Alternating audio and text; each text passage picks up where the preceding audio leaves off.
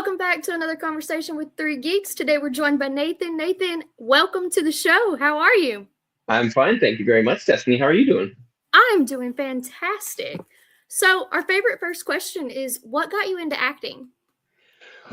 What got me into acting? Well, what got me into it to push me further into like professional acting would be I went to the American Academy of Dramatic Arts in Los Angeles, and so that was I started there in 2005, and then graduated there in 2008. So that kind of got me as a push into professional acting. But before I kind of loved loved being on stage and stuff like that. Like did weird little whatever they are, community theater things or whatever, Yeah. kind of growing up. But when I was really young. And so that was it was just so much fun. And then I took I was a competitive snowboarder when I was younger, and so I didn't have any time to do acting or anything like that when I was in high school or whenever people would do it, I guess. Yeah. And then so after that, I decided I really wanted to pursue it, and I wanted to do it sort of the right way, or give myself, I don't know, I guess the best way to have a like an actual foray into professional stuff rather than just like, oh, maybe I'll dabble, maybe I won't. So I decided to go to school, and that's sort of where it took off from there. So that was in Los Angeles. Yeah, in 2005 when I did that. Man, that's a long time ago. Holy shit. Anyways, When you holy, sit down and you think back and you're like, wow, okay, I that's don't, been a while. I don't want to think that far back. Like, holy shit, that's No. insane. Yeah, yeah, but that's when it was. So that was, that was 2005, and then, kind of went from there, and then that's what happened. Yeah, That's awesome. Um, yeah, I mean, most recent thing that I'm aware of is the show Revival. Revival yeah. is so unique. It's such a unique premise. What drew you to that project? Revival's pretty cool. So it's for the Sci-Fi Network, and I love that it was based on a graphic novel first. I think that's so interesting to adapt stuff like that. I think it's just like it really gives a great idea, in a smaller sort of version. And there's a lot of different let's call them episodes, but they are just books, or comics or graphic novels, whatever Yeah. you want to call them. And so that was just so cool. The concept of it was so interesting, and the just that was incredible. It has to do with the undead, and it's got Yeah. to do with all that kind of stuff. I thought it was just incredible. So that was super super fun. So I play a sheriff's deputy named McCrae, and I don't know. I'm not gonna spoil what happens for anybody that hasn't seen it, but it was so much fun. We shot in St. John, New Brunswick, in Canada, and it was just like, man, it was so much fun. Everybody seemed like they were having a good time. It was great. Yeah. Yeah, it's such a different way to visit kind of the undead zombie like uh world. It Yeah. did it in such a unique way. I mean, how would you describe the show to people who haven't seen it? Um, it takes place in a small town in Wisconsin, and it's just got this interesting sort of development to it where one night half the town just dies. Boom, they're all dead. Half of them all dead, whatever that means. And so half of them are dead, and then a short amount of time passes, and then they revive. Hey, and then they have basically superpowers, and some of them are good, and they want to help people, and they just want to kind of fly under the radar. And some of them are obviously bad and want to murder people and do the undead thing, which is obviously kind of fun too. And so I don't play one of the undead people. I am, again, a sheriff's deputy, who is helpful in a certain way of trying to figure out what the hell went wrong, and how can we find these people, and how can we find the people that are trying to profit off undead people and stuff like that. And so it was really cool. And again, the storyline to it was just fantastic. Yeah. And so that was really fun. Yeah, it was great. Did you have any kind of hesitation stepping into that kind of world after being so associated with comedy? No, not at all, not at all, because there's this great element, this great comedic element to the show itself, which I always found really cool because, while it's dealing with dramatic themes, and it has an overall, I'm not going to say darkness to it, but parts of it definitely have a darkness to it. Yeah. To add a little bit of that comedic sort of levity to the whole situation is just fantastic. And I think it also it's very true to life in that sense where, yes, bad things happen all the time. And again, if you can give up some levity and have a really, just have maybe a bit of a smile on your face while you're doing things, yes, the things that it deals with are terrible and people are dying and this and that and loved ones, but there is a comedic element to it, which I really love because with Letterkenny, obviously fully comedy, and so it had elements of that too, which I really liked. Yeah. But just in a different way. It was really, really, really fun. And the people that created the show just they saw that and there was funny within the graphic novels to begin with, and so that was just really cool. It was just again something very different, but also at the same time it had that comedic element to it, which I really like. Yeah. Um, what would you say the most challenging scene in that series was for you? Like one that The most challenged you? challenging scene. Well, there's a scene where I'm being interrogated because, like I said, I'm a sheriff's deputy in it, but Yeah. getting interrogated by your own people about the misdeeds that you are pursuing yourself on the outlier. That's a difficult one because it really wraps up the dramatic in there, but it also is the situation is really really funny. So that's kind of nice as well because you can let the material do the talking for you, right? Like Yeah. you don't need to try and be funny. You don't need to do anything like that. So but again, being interrogated in a tiny little box while you're handcuffed and stuff like that, and then getting roughed up and stuff like that. That's just really fun, and again, it's something so different from Letterkenny because in none of the episodes in any of the seasons am I being thrown around a room or beaten up a little bit or whatever, or being interrogated for maybe not being having the most altruistic sentiments behind the things that you're doing and for profit and so that kind of Yeah. stuff that was super super fun. Well, if and hopefully it does, the series continues, where would you like to see that character go? Oh my goodness. I think the last time that I had spoken to the creators and stuff like that about it, was that potentially McCrae has like a side business going. So after he's done being a deputy and stuff like that, there would be a side business of trying to, again, profit off of this terrible, terrible tragedy within this town. And so I think that would be really, really cool to see somebody who, maybe isn't how do we say this? Isn't the brightest light bulb going on within the 2 ears of McCrae's head? There's a bit of a hustler to him as well to Yeah. try and figure out, well, how can I profit off this? Because there's not a ton of money in being a sheriff's deputy in Wisconsin. At that Right. time, Right. so it's like, yeah, you want to make, you want to do silly things, you want to buy nice cars or whatever the hell you want to do, right? And so I think that would be really, really fun if it went in that direction because it would just be it's like a side hustle turned into your total hustle and then seeing where that goes. I think that would be really cool if that was the case for sure. Yeah. No, that would be a Yeah, really fun way to watch that character yeah. progress. You also you were part of the Resident Evil world. What was that experience like? Um, that was crazy. That was crazy just because, well, for a few different reasons. But like, the Resident Evil franchise, everybody knows that Yeah. it's been around for a long time, and there's been a lot of different iterations of the story. Obviously, the video game was so popular, and that's why they wanted to make it into movies. And then Mila Jovovich doing a huge amount of that series to begin with was just so interesting. And so like being able to be allowed to be a part of something that is quite historic and really, really interesting. That was really, really fun. Also, too, in relation to movies that I've done in the past, had quite a high budget. It was really cool. The sets were incredible, Yeah. and it has to do with zombies. And who doesn't love zombies? Like, give me a break, right? So that was just really fun. And also, the director Johannes Roberts, he's an incredible, incredible director. He really gives a lot of room to play around with, but has a very, very clear vision of where he wanted to go with it. And I think he achieved what he wanted to do. And then being around, a big cast and lots of big names, it was really, really cool. It was so much fun. And so we shot that in Sudbury in Ontario, where we had shot all of Letterkenny as well. And so it was very much, it was a familiar location, but also Yeah. so different. Like there's a point where I'm in a helicopter that they put in the middle of a forest, and that's kind of cool because I play Vickers in it, right, who's the helicopter pilot.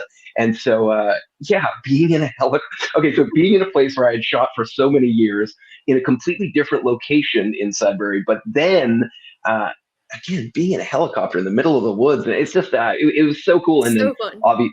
obviously there's big guns around and it's fun and Yeah. you're hunting zombies and you don't know what's going on, and it's just like it was so much fun. It's such a different world from do you prefer horror or comedy, or do you just you love it all? I there are good and bad points to each one of them. Obviously, like that's kind of a no brainer there. Yeah. Um, the horror aspect is really cool because I think, me personally, horror movies are terrifying. They're Yeah. absolutely scary to me, and so it's just like to then be a part of it and then to be be like in front of the camera, but behind the scenes, seeing how it's shot, it makes it less scary. Obviously, Yeah. doesn't scare the shit out of me nearly as much, but it's just seeing, I guess you call it like seeing how the sausage is made. And then so it's not as scary, but you're a part of it. And then you get to see the final product, which is Yeah. really fun too, because then you realize like, oh, look at this. And this is fun. And even when I get eaten, it's like not a big deal because we had a great day on set, and there were water towers and there were, all that kind of stuff. So it was, an incredibly different experience than I'd ever had at that point. And, Yeah. just super fun. Again, I mean, I keep on using the term super fun, but it was just incredible. And again, being in Sudbury where we shot all of Letterkenny, and it was at the time the Letterkenny was still shooting, but completely different than a half-hour comedy about hicks and skids and hockey players, small town life. Yeah. And then all of a sudden it's Raccoon City, and there's guns and zombies and helicopter, all that kind of stuff. It was great. Yeah, it's fantastic. It's funny how quick they can change a set for you. Like one day it's this and one day it's this. Yeah, it's great, but I think that's part of like the movie and television magic that I Yeah. love, because you are in the same location, just as you're saying, but it's completely different.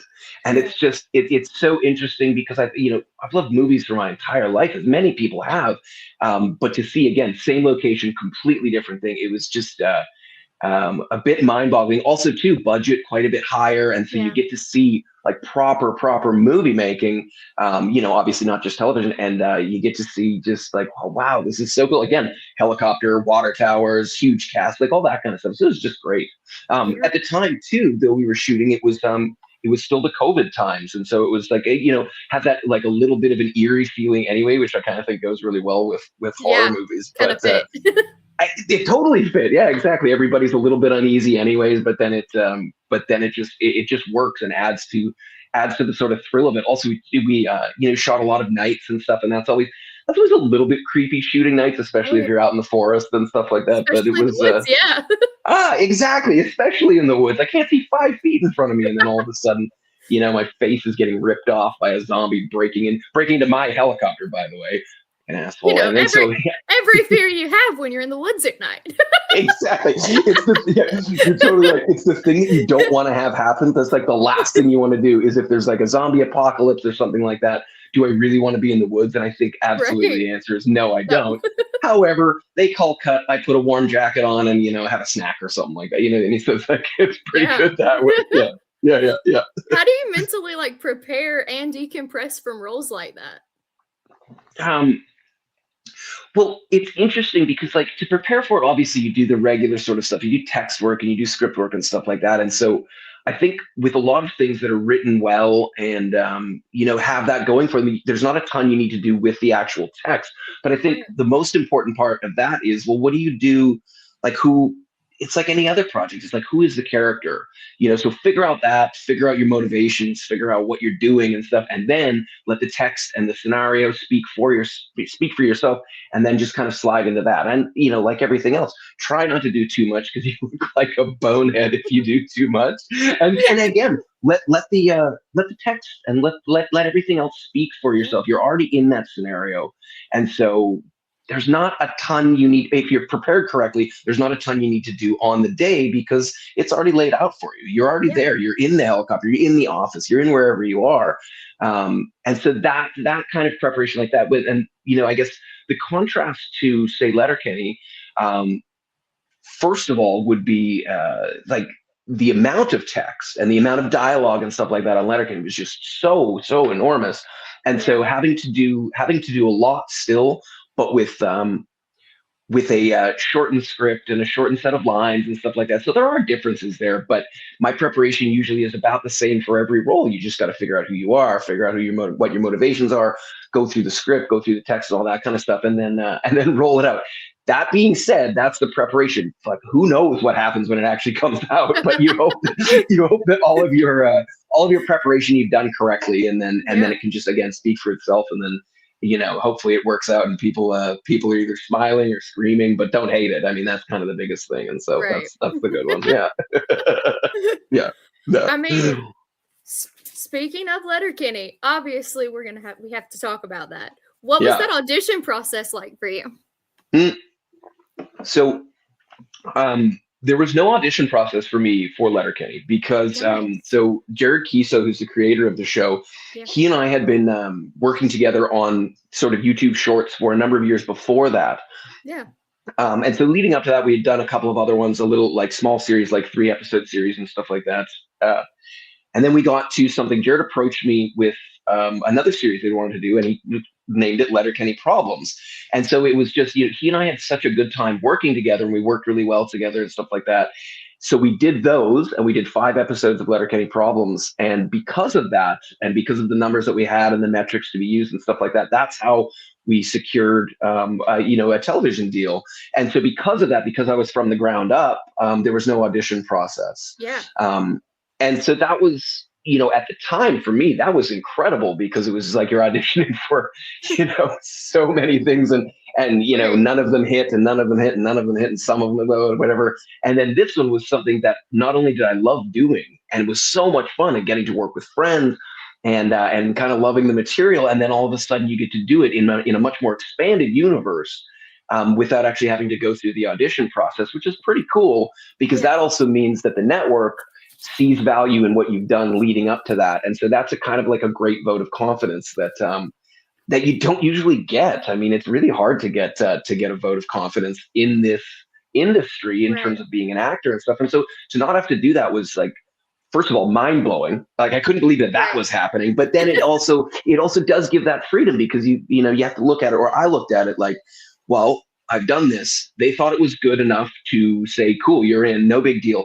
And then we can go from there. And also on top of that too, though, Jared Kiso he was great, and he really went to bat for me and a couple of other guys in the show too, and said, no, these are the guys. Like we did this series, and part of the success of the series was because of the people that are in it and the chemistry that they have together.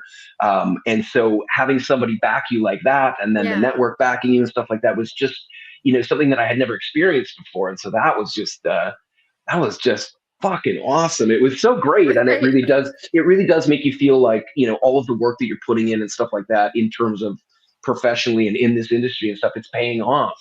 And Yeah. people can see either the talent that you have or that you're right for this one job or whatever it is. Right. But it's like, that really is a huge vote of confidence and really let me be much more free with the character and just settle into it right away rather than, oh my God. I mean, there's always that, oh my God, I hope I'm doing this right, because that's always going to be there, right? Right. um, It has to be. but not having as much. There's less Yeah. nerves going into it and more, hey, this is all good. We're all good. And let's just go and let's make this thing great. And let's have all the chemistry that we've worked on and stuff like that. Let's just carry that over. It's great. Yeah. Yeah. Yeah. So, Daryl on there, he has such this specific like rhythm and innocence. How much of that do you get to like improvise and like bring in yourself? Well, so the improvisation process with Letterkenny was very, very minimal. It's very, as you know, it's written in a very, very specific way. And so, Right. I mean, arguably the biggest part of it is the writing and is the dialogue and the interactions because of that. So to stray too far from that just doesn't work.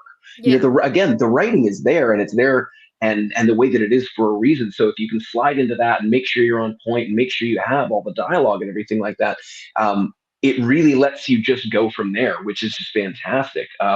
Again, and having the text do so much work for you, Yeah. because if you say it correctly, there's a rhythm to everything. There's and so you don't want to fuck with that. You want to Right. let the writing speak for itself, because otherwise, in my opinion, it's like you're just trying to be a little bit too selfish on that. It's like, no, the material's here. Work the material Right. in the way that it's supposed to be worked, and then you've got it. You've got it already. Rather than going like, oh man, I'm gonna need to figure out what some other lines are, some funny little buttons to the scenes, and it's like, no. It's there. It's great. And Jacob Tierney, our director, Yeah. he was just perfect with that. You stray a little bit, and he might let you go and improvise at the end for a little bit of a scene, but the meat of the scene and everything, it's all laid out there for you in the text. So there's really no need for it. Which is great too, because you just, again, it gives you so much confidence in the writing, and basically get there, do your job, say the lines, and it's just like a lot of that is already there for you. Yeah. Just perform it right. That's all you got to do. Just perform it right, and make sure you're just make sure you're there, make sure you're on point, and that's it. Yeah, exactly. Yeah. Yeah. I mean, because Jacob and Jared, they're incredible writers. So but I'm always curious, especially when it is something with such good writing and characters built. What you do still kind of get to bring in. That's kind of like your spice on it. Right. Yeah. Well, I mean, there's a certain way that, again, that the writing goes, and there's cadence to that and all that sort of stuff. But to bring myself into it, and to bring a way that is almost it does have that, as you're saying, like that sort of childlike, sort of head in the clouds sort of wonder to it, is something that just it's, for me, it was less thought out and planned, like, oh, here's how I'm going to do it. It's just like you take a look, or I took a look at the material, and then just realized, here's a little bit of time to play, and here's a little bit of, maybe something that somebody says to Daryl, he just misunderstands, or whatever it is. But again, that sort of little spice that you get to put on it is really fun and really interesting, and that creates, rather than just everybody saying the text, that creates characters within the text. But again, it's the text itself that really helps you out, and really lets you know where you should play and where you shouldn't, and where you can put a bit more spice on, a bit less. But again, it's the writing, and if you follow it, man, it's like this greatest, I don't know, helping hand, or pushing the bum, whatever you want to call it. But it's like it just helps you out so much, which is it's just lovely. Yeah, it's beautiful. Yeah. The chemistry on Letterkenny, it feels so authentic. What is it like to be on set with that crew? It was really like, we always referred to it as going to summer camp, basically, right? So because we shot so much dialogue and so many episodes in such a condensed amount of time, it was fun. It was just like hanging out with your friends, and that was it. But you're also getting to make something that's really, really fun, and that people gravitated towards, which is fantastic. So the way that we kind of got started with that is, there were, I believe there were 6 of us on the show that played. There were 5 of us that, or no, pardon me, sorry, 6 of us that played on a beer league hockey team together in Vancouver at the time, and so we were all friends beforehand. So it was just like getting to go to work with your friends and riffing on jokes in between takes and stuff like that. And so it was just fun. It was like hanging out with your friends, and then Jacob calls action, and then you're still hanging out with your friends. But you are making a TV show, and it also helped too, because the relationship between the characters very much is a very close one, and we all have that close relationship. And so when you have that as well, it just, it's the real life bleeding into what you're making, and it makes everything fun and easy. And again, even when you're shooting long nights, or you're shooting whatever, or it's cold out, doesn't matter, because at the end of the day, you are just hanging out with your friends. And that really helped too. Again, that helped with the chemistry, and I think it helped to come in strong for even episode 1 of season 1. You get that chemistry, you get those relationships that in the show they had been built up for their entire lives, and so it was a long time of that relationship build with us anyway. So it made it just really fun. And then you cut and you go on hiatus and stuff like that, and you come back and you go right back to summer camp, and you just go and hang out with your friends, and it just was fun. I mean, there's no other way to describe it. It was so much not like going to work. It was like you kind of can't believe that you're basically being allowed to do this. And it was just, that surreal moment. You're like, I'm getting paid for this? What?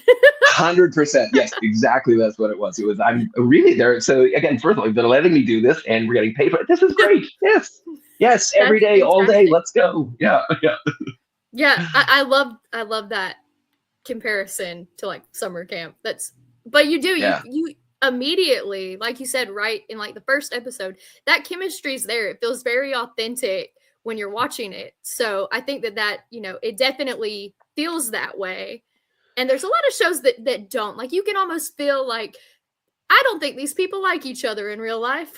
Yeah. Oh man. And how disappointing is that too? Because it is. When you see that kind of stuff, and you see there's good material to be had and stuff like that, but and for whatever reason, and look, there's no shade against that kind of stuff at all, but it's just, it's not it's pardon me, it's very rare when you have that and you have that ability to take your real life relationships and put them onto screen, because for the majority of projects, yeah, this person gets cast from here and this one from here and this Yeah. one from here, you don't know each other and you may get along very, very well, but the depth of that relationship is not always there, and unfortunately you can see it sometimes. The other great thing about Letterkenny is we block shot a lot of things, so that would mean, like, if we could be shooting 3 separate episodes or portions of 3 separate episodes on any given day.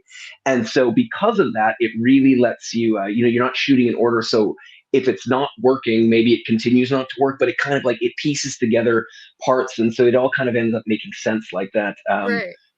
It's just, again, it's so much fun. And again, the relationships that just transfer into every episode. So you can do that. You have the ability to shoot parts of 3 different episodes in a day, Right. but it doesn't matter because the relationship's already there. We're not starting from zero on episode 1. Prior relationship also too, then you're shooting parts of episode 7 or episode 6, and so you've got all that stuff working, I think, in our favor. And I think that's what people really liked about it too, is again, Yeah. it felt like people that number one, and Yeah. also people that you wanted to hang out with, because they were everybody just wanted to hang out with each other, which was great. Definitely. I definitely think that's part of the charm and what just made it work so well. Right. Yeah. Um, Yeah. yeah, we talked to K. Trevor Wilson last week, and he said kind of one of his fun memories was y'all would always try to get each other to break character on set when y'all were Yeah. doing those like really funny scenes. Do you have a favorite moment where like either you broke character or you got one of the other characters to break? Um, so my favorite ones were when, because obviously it's an ensemble thing, and so there are many characters in each Yeah, scene potentially. Some of my favorite ones, and it's hard to pick because we did so many episodes. It's hard to right. pick one sort of favorite memory. But I always loved working with when it was just Jared and I in a scene, because you know it would almost be as if, because that was such a rare thing to have just he and I in a scene, it was like anytime I would somehow catch just his eyes and just look at him, I just break right away, or he would do the same thing. And so that was so much fun because it was like it didn't have so much to do with whatever text we were shooting that day. It was more just like, oh my God, this is my fucking friend here, and we're just gonna and then you break it, and it's like, all right, guys, come on, we got to go here. But so that was kind of the best. And it really did, because a lot of it, as you know, it's around a table or at the produce stand, Yeah. where you're all looking forward. And so it's almost a rarity when you see people actually go eye to eye and talk to each other. But when that would happen, that's for me, that's my break, is just when you get to actually stare somebody in the eyes, and then you can't not laugh. It's just like, all Yeah. right, well, we're done here. We gotta, reset, go take 5 for a second here, because this is not gonna work. Yeah. Yeah, and Jared does that like really dramatic, like where he shifts and turns and looks at you. When it Yeah. is like that, I would break too. Yeah, when he does his great, so it'd be this way, and then when he squares up to you like that, it's just like, okay, come on, Yes. you're just trying to do it now, trying to do it, and also succeeding at doing it, because it's just like, yeah, that's when it just that's just that fucking got me every time, for sure. Yeah. Most definitely. I have some fun rapid fire questions I want to ask. Let's have it. Let's do it. All right. Favorite Canadian snack? All dressed chips, actually, as a full on Canadian snack, because I don't know where you can find those. I think there might be in the States somewhere at certain points, but certainly that's a very Canadian snack that I love. Yes. Comedy or horror legend you would love to work with? Oh dear. Oh dear. You know what? Horror, I would love to work with Sam Raimi. I think that would be so cool. Yeah, he's I love Evil Dead, and also to he's just a genius. There's tons of gore that goes along with it, awesome. Yeah. So horror legend Sam Raimi for sure. Comedy legend, man, I would love to work with Steve Carell. I think he is just like at the That top would be of the fun. top for comedy. I think that's great. But I mean, also too, like Danny McBride or something like that. It's just like somebody that you get they're silly, but that also looks like they bring it all the time. It's just, I love that. Right. I love that. If you could do a crossover with Letterkenny and any other series, what would be the funniest crossover to you? Honestly, again, back to Danny McBride for a second, because I'm watching The Righteous Gemstones right now. But I'd love to see, at the time when it was going, either Eastbound and Down, or Vice Right. Principals or something like that. I think that would be a great sort of comedy overlap, and That would and be also fun. also within the realm of it might, it would still kind of It would make sense feel kind of, rather, yeah, feels like possible. yeah, like you can't shoehorn Letterkenny into The Office or something like that. Like, that doesn't Right. work, right? Yeah, for sure. Yeah. What is a line people quote back to you the most? Um, how are you now? Because they always want to sort of call and repeat. Not too bad, good, and you, not too bad. So there's that one, and then also just pitter patter, and then also for me, go home, dairy. People love yelling, "Go home, dairy." That's like that's one, and it like kind of gets me too. I'm just like, oh no, it's not. It's the show. Yeah, I'll go home. Yeah. Get out of here. Yeah. All right, I'm leaving. Fine. Yeah. Whatever. I get it. Go ahead, hurt my feelings. What do I care, right? Yeah. Right. Yeah. So Nathan, what's coming up for you next that you're excited about? So I shot a movie last year in the sort of late spring, early summer in Powell River, British Columbia, and it's called The Eden Express. And so it's a feature, and it's based off of a memoir. So the very famous writer Kurt Vonnegut, his son Mark Vonnegut, wrote about his experience in 1970. Driving from Massachusetts all the way to Powell River, British Columbia, and setting up a commune. And so the movie is based on his memoir in 1970. And so we get to the commune and see that kind of life, and then it's about Mark. It's about Mark's subsequent mental troubles and his sort of breakdowns that kind of in the end shattered the commune because it was just too much. And so that one's so interesting. I had so much fun shooting that. And also too, because the memoir takes place in Powell River where he actually was, and we actually got to shoot in Powell River, not like Oh wow. Vancouver for Powell River. Yeah. So that was so much fun. So that's going to be out. I'm not exactly sure, but it will be out soon. And that one is just like one of the greatest professional experiences of my life. I mean, other than Letterkenny, obviously, because that was a long time with really good friends. Right. But this one was just fantastic. Everybody involved, from producers to DOP to director to everybody, just seemed like they were. It seemed like they were all, and everybody was pushing the same rock up the same mountain and having a good time doing it. And so that's always fun. I mean, look, you're with these people for so many hours and so many Yeah. days, and so those personal relationships and getting along with each other, that's just the best thing. And so when that works and you're having really fun, like a really fun time doing that kind of work, man, I think that really translates to screen. And also too, it's like, it's really fun to be a part of. And so Yeah. that was really fun. So that one's coming out soon. I love it. Yeah. Well, Yeah. is there like a character themed or genre that you would like to work in that you haven't yet? Character themed or genre. You know what? Actually, I would love to. I would love to do more horror movies. I think horror comedy is so much fun because again, it's not the set up punchline like jokes type of stuff. Yeah. It's these situational things that just are absurd and don't make any sense, and then mixed with jump scares and mixed with like the actual life and death of it all, which is just fantastic. So I'd love to do more horror movies. I think they're just so much fun.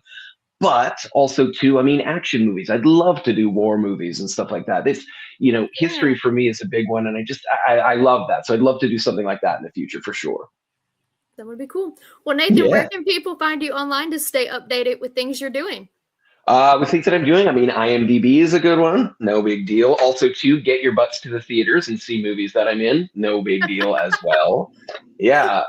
So that there's that kind of stuff. Also, too, this drink that I have right here. It's called Northern Hydration, and so it's a drink company that I got involved with about a year ago. And what we're doing right now is short form content for that. So that's kind of fun too. And the website is Awesome. drinknorthern.com. And so there's going to be a bunch of fun, like comedic content out with them. It's a fantastic drink anyway. I love these guys. They're great guys that started the company. And so that can also be, within the movies and the television or whatever, like that's kind of an in the middle where you can see Yeah. it on social media and YouTube and stuff like that. So that's always really fun as well. It's great. Yeah. Love it. Well, thank you so much for joining us. And guys, don't forget to like, share, and subscribe and check out Nathan and keep up with the movies coming out soon. Thank you. Awesome. Hey, thank you so much for taking the time. I appreciate it. Thank you.